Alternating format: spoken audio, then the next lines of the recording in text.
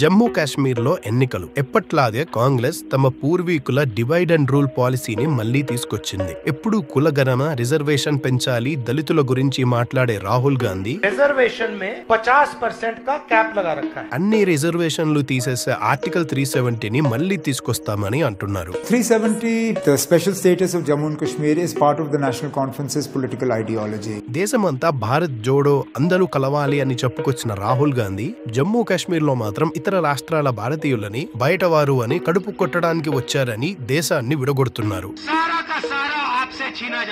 ఎర్రకోటలో స్వాతంత్ర దినోత్సవం జరుపుకొని కాశ్మీర్ కి ప్రత్యేక జెండా కావాలన్న నేషనల్ కాన్ఫరెన్స్ ని సమర్థిస్తూ దేశాన్ని విడగొడుతున్నారు. మరోపక్క బీజేపీ నేతలు मैं पीओके के लोगों से कहना चाहता हूं, पाकिस्तान के लोग आपको फॉरेनर मानते हैं, आपको विदेशी मानते हैं, लेकिन भारत के लोग आपको विदेशी नहीं मानते हैं. पीओके के लोगों को हम अपना मानते हैं. आइए हमारे साथ आइए.